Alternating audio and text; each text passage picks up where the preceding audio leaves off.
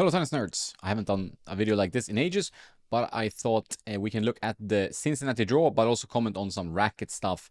And there will be some cosmetics showing up near the US Open and maybe some new pro stocks and switches. So let's get into it. So Jannik Sinner, Carlos Alcaraz, both back. I would say Sinner has a little bit of an easier first half of the draw. He starts with a bye, of course. The seeded players, they do. Then Vit Kopriva, or the lucky loser. Not sure what that is yet. Vit Kopriva, tricky player, but Sinner in his kind of form is obviously very, very difficult to beat. Plays with that old speed touch MP, just a bit of lead on the sides. And it's Pro Stock code 301.4. We all know this by now. 340 swing weight. I don't think he's done any adjustments really. He prefers the old cosmetic for some reason. Does not want to play with the new cosmetic. Now they're doing Legend cosmetics, which I think are better in black, which is what Novak usually prefers, who is not playing here, by the way. So I don't know what's going on, but it's funny with cosmetics. Maybe they don't think it plays the same. Maybe there's some other reason. But yeah, if you know, let me know.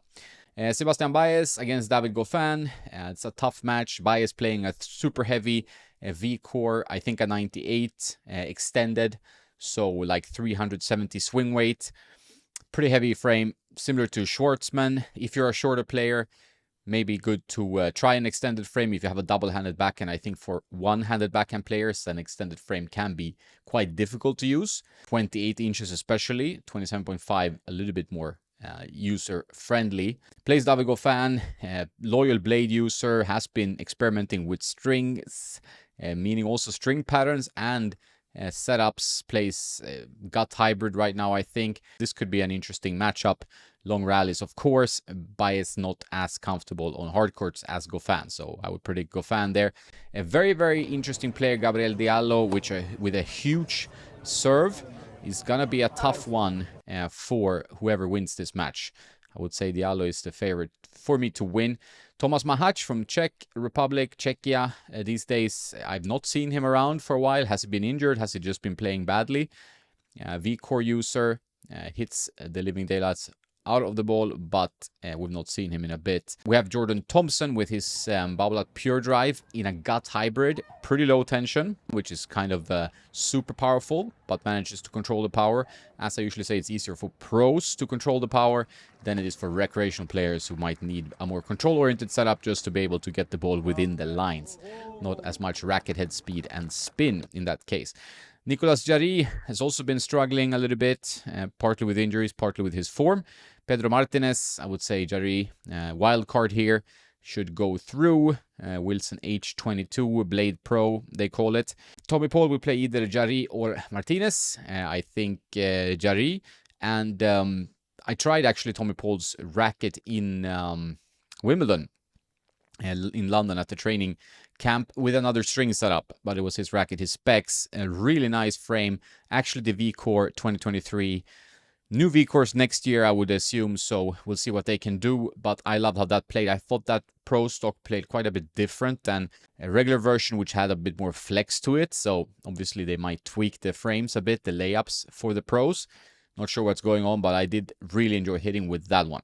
Casper Ruud, another seed, is going to play either Rinderknecht, who's having the year of his life with his Technifiber TF40, which also Carousel now has switched to. Maybe you've seen Caru play with a new white string, and that's Tourline Otoro Spin instead of his K-Pop for his Challenger tournament going on as I'm talking to you. So we'll see if he stays with that or not. Might be old news once while you're watching this, but I wanted to mention that. Nuno Borges with his Radical. I would say Borges here, but Rinderknecht having a very, very in-form season. So that's a tough choice. Etcheverry, Percept guy, played Speed, played Percept. I think back to the Percept now. Against Jerry Chang, Junsheng Chang, Pure Drive 98 there. This is a coin toss for me. I would say Etcheverry maybe. I haven't seen much of Chang lately. And then they will play Auger Aliassime, who I'm going to predict is going to win that match. Tsitsipas, what racket will he rock up with? Don't know what to tell you there. I am in touch with Stefanos, as I've said before, but I will leave that between us. Then we have Marochan playing a lucky loser. So I would say Marochan Tsitsipas. Interesting test for Tsitsipas. Tough opponent in Marochan. I think Marochan is best on clay though, so I'm going to predict Stefanos in that match. We have Benjamin Bonzi versus Matteo Arnaldi. Would pick Arnaldi here. Musetti back in action. I think he will beat his countryman if they play there. Taylor Fritz, one of the key favorites for me for the US Open title, which I will get to, but Taylor is playing with his IG Radical MP, minimal weight adjustments, and he's playing it in that new Palm Tree Crew cosmetic. But it's basically this racket, but obviously a little bit of weight in the hoop for him. Not sure if he has modded the handle in any way, and he puts gut in the crosses and hawk in the mains, if I'm not mistaken. Very, very good frame if you like a 95 square inch and you have the power level of Fritz. If you can generate lots of power, this frame could work for you, because it's not like a noodle, it's quite solid, I would say.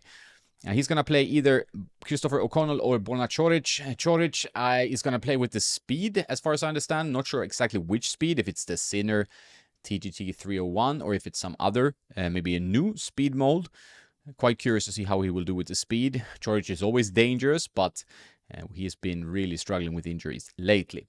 We have Siso Bergs, V-Core user of some kind, very old V-Core, I think. Hardly even looks like a V-Core if you study the mold closely, against Jacob Fernley, another Pure Aero 98 user. Tough match. I do believe Fernley can go through here and play Sonego. Sonego is that Blade 98, which so many use. He plays it with Olupower Soft, quite rare string at 20 kilos, so he does get some pop from his string setup in that racket. Davidovich Fokina, also having a great part of the season right now, just moving up the rankings, seed 17 here, and fighting hard. He's been so close to winning a title, and it all ended up in heartbreak. Maybe soon he will get it. Fokina might play Fonseca, the Brazilian wonder kid.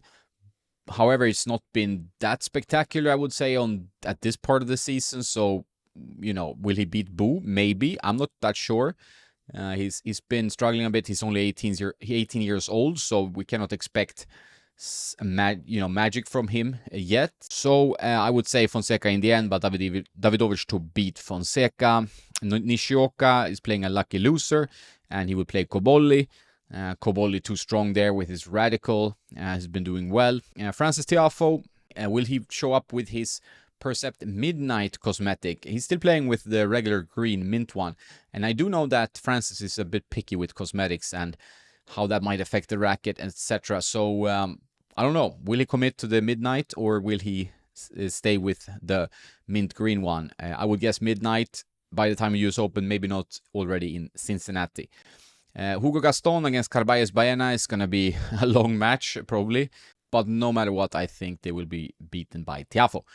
Hugo Humbert back in action after, I think, also some injury. Petchy Pericard, if he beats the lucky loser. I talked about Petchy before, and he's been struggling a little bit to win matches towards in this part of the season as well. There's been a bunch of players that, you know, you thought more of, but it might be a question of time. I think Humbert will beat Pericard. Alex Mikkelsen is playing really well, top 30 player right now. But he's going to come up against Corentin Moutet, who's having the best season of his life, top 50 now. One of the most fun guys to watch, even though he's a bit crazy. Maybe that's why he's fun to watch. And he needs to get through Mackenzie McDonald, who has now made some kind of switch, or at least is testing Madison's Keys Yonex E-Zone 98. He used to play with a Blade Pro, now to the E-Zone to get more power, I assume. Can he defeat Moutet? I would still pick Moutet there, but I think Moutet might lose to Mikkelsen. But interesting match. Would like to watch that one. My buddy Roman Safiulin against Alejandro Tabilo. Pretty good draw, I would say, for Roman on a hard court. So I think he can go through this. It's not an easy match by any means. Tabilo is tough, but probably a bit better on clay. And then we have Holger Rune going to play either Safiulin or Tabilo. And I think Rune is a bit of a dark horse in this event here. He can be a dangerous opponent. Then we go to the second half. It's taking a while, this, but we're getting through it piece by piece. Ben Shelton might play Carabelli or Ki Nishikori, and Ki Nishikori not injured, playing with Ultra Tour 98, which is only released in Asia, I guess the Japanese market. Please release it also in other markets. Would be nice to see it, but that's the situation. I think Nishikori might win against Carabelli, who is more of a clay courter, but then Shelton is too tough. Shelton is in form, ready to go for the US Open. I think that's going to be difficult. Bautista Agut is back to better playing ways with his Wilson 6-195 extended frame, playing Daniel Altmaier with his E-zone. Very tough to predict this one. I'm going to say Altmaier, but I do think that Cam Norrie will beat whoever goes through. Jirel Hechka, who has changed frame or just string pattern. He played always, as far as I know, with the Wilson 6-195. 1820, classical player, aggressive player, comes to the net. But I've seen 1620, makes me think he's made a switch to the Tour 95 mold. A little bit of a different mold, slightly extended, but maybe it's just a string pattern change. So it could be 1620, 6-195. But I think that could be a good mix of the patterns, like a good compromise. He's going to play either Brandon Holt or Tristan Boyer, two wildcards. Tristan Boyer playing with an Ultra Pro, like an H19, very low-powered frame. Brandon Holt at the moment, I don't have in my head what he plays with, but I can check it. I would say Tristan Boyer, I was pretty impressed by him, saw him live this summer. Adam Walton should be able to beat the lucky loser, we'll see who it is, and then probably get beaten by Daniil Medvedev. If you didn't watch Medvedev's practice with Carousel, Caru's channel, check it out. It shows you like the spin, like the underspin, the side spin of Medvedev's shots. Quite rare. Also shows that it's not all about topspin. You can find different spins as long as you're consistent. So sometimes we get too obsessed with topspin. Maybe it's a effect of Rafa and Carlitos and these guys who just make the ball jump up to you. But now I really applaud players who find different ways of playing tennis, which is not just heavy hitting from the baseline with topspin. So Medvedev probably going to go through there. Let's hope he has a good tournament. He's fun to watch. Plays with the Technifiber T-Fight ID, which I just made a reel about. A great looking frame. Karen Khachanov is having a season for sure. I mean, playing really well. Semifinals at the time of talking to you in Toronto. And he's playing with that new blacked out Wilson frame. Maybe with his custom string pattern of 1820. Not quite sure exactly what it is, but that's my guess. So he's going to play either Sebastian Offner or a lucky loser, which should be a good match for Khachanov. Offner has a protected ranking and has not been playing as well as that protected ranking. So Khachanov to go through there. Jenson Brooksby, wild card, back in action. Plays with his Dunlop CX200 with a hybrid of Natural Gut and Solinko Mac 10. Quite a powerful hybrid that he handles really well. He has good hands, that kid, and plays smart. Plays Alexander Muller. I think Brooksby should go through there. Comes up against Fils, though, and Fils will be tough.